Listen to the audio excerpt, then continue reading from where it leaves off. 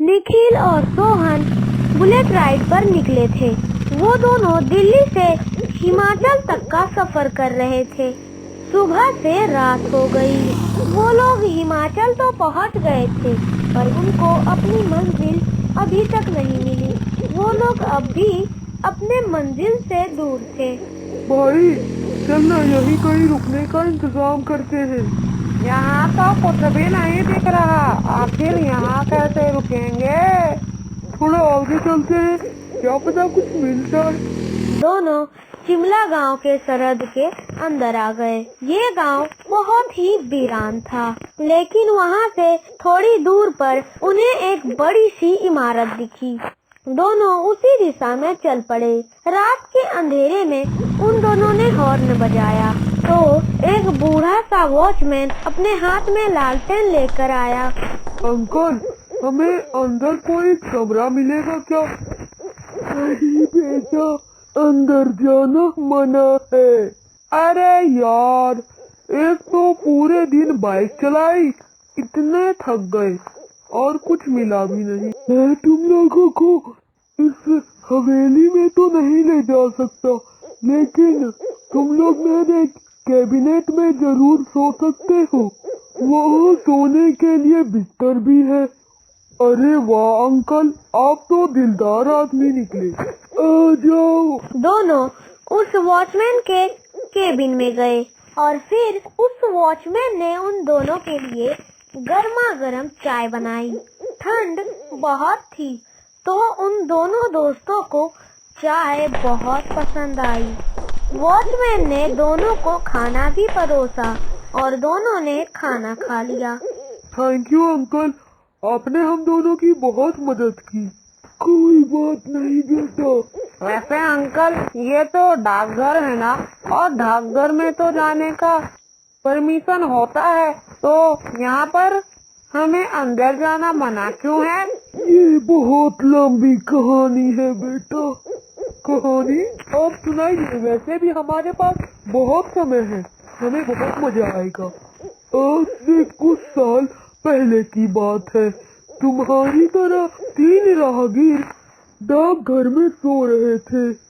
उस समय डाकघर में काफी राहगीर ठहरा करते थे।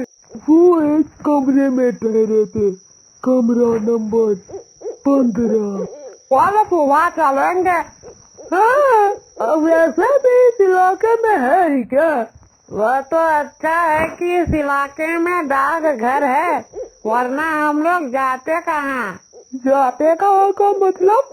खुले आसमान के नीचे सोते और घास फूस खाते। वो लोग बातें ही कर रहे थे कि अचानक उन्हें किसी लड़की की हंसी सुनाई दी।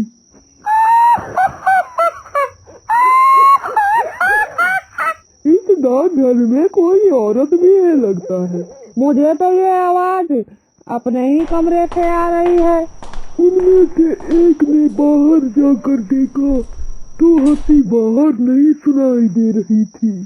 हंसी अंदर ही आ रही है, लेकिन यहाँ कोई औरत नहीं है।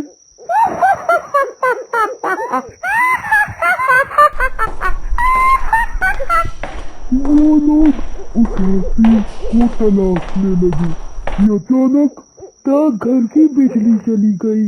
उन लोगों के सामने वो फिरंगी लड़की निहारिका खड़ी थी। निहारिका का बस चेहरा ही नजर आ रहा था। आप कौन है? अरे हमारे कमरे में क्या कर रही है?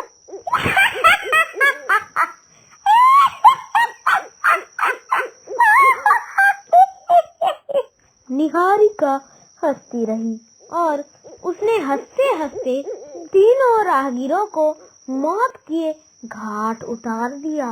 अगली सुबह हमें उन तीनों की बस लाश मिली। कौन है ये निहारिका और उसका भूत इस डाकघर में कैसे आया?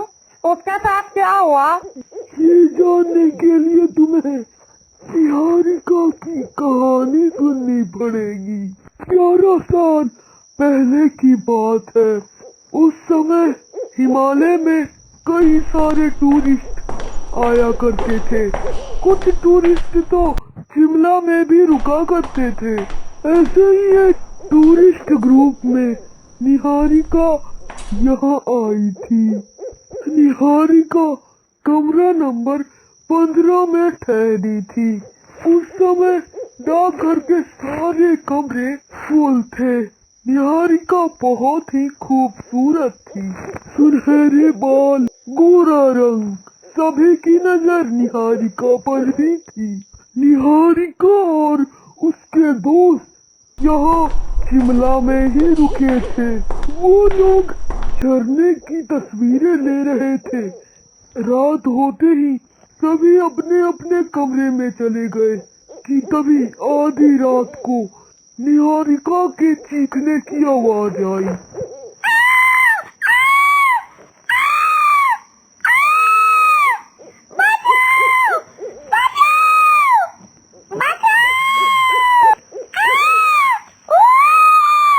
सभी दोस्त और मैं वहाँ पहुँचा। हम लोगों ने दरवाजा तोड़ दिया।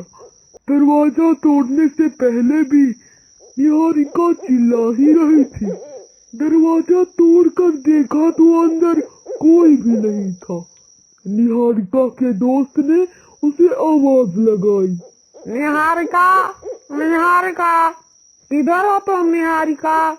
Where are you?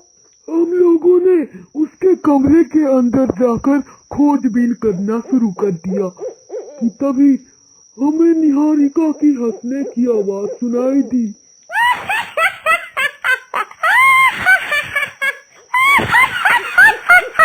सभी ने ऊपर देखा तो निहारिका दीवार से चिपकी हुई थी। वो मंजर देखते ही सभी वहां से भागे, लेकिन निहारिका के दोस्त वहीं फंस गए। दरवाजा अपने आप बंद हो गया था। वो लोगों की चिल्लाने की आवाजें आ रही थी, बचाओ, बचाओ, बचाओ रे! हम लोग वहाँ से डर के मारे भाग निकले। अगली सुबह हमें उन दोनों दोस्तों की लाश मिली। फिर उन दोनों का शरीर टुकड़ों में बंट चुका था और निहारिका की गर्दन उसके धड़ से अलग हो गई थी। तब से उस डाकघर में हमेशा निहारिका की आवाजें सुनाई दिया करती थी। वो हंसती रहती थी। डर के मारे लोगों ने उस डाकघर को बंद ही कर दिया। अंकल जी, पर आपको क्यों कुछ नहीं हुआ? क्योंकि मैं रात के समय उस डाकघर के भीतर कभी गया ही नहीं। अंकल जी, हमें तो ये कहानी अधूरी सी लग रही है। आखिर निहारिका के साथ हुआ क्या? वो भूत कैसे बन गई? अब ये तो खुद निहारिका ही बता सकती है। अब चलो तुम सब सो जाओ, रात हो गई। फिर वो लोग सोने लगते हैं। वॉचमैन तो सो जाता है। निखिल और सोहन को नींद नहीं आती। वो लोग डाकघर के अंदर घुसे और सोहन ने फ्लैश लाइट ऑन की। सोहन ने टॉर्च जलाई। कमरा नंबर 15 ढूंढते हैं। हाँ। उन लोगों को 15 नंबर का कमरा मिल गया था। वो लोग जैसे ही कमरे के अंदर घुसे तो दरवाजा अपने आप बंद हो गया। सोहन ने अपनी टॉर्च से देखने की कोशिश की कि तभी अचानक उसके सामने एक लड़की की आत्मा आ गई। उन लोगों की चिल्लाने की आवाज वॉचमैन तक पहुंच गई। वो उठ गया। हे भगवान, इन लोगों को मैंने मना तो किया था, लेकिन आजकल के बच्चे बड़ों की बात नहीं मानते। वॉचमैन सर पकड़कर बैठ गया क्योंकि उसे पता था कि वो उन दोनों को बचा नहीं सकता। न जाने ये डाकघर कितने लोगों की जान लेगा, इसलिए इस डाकघर में जाना मना है।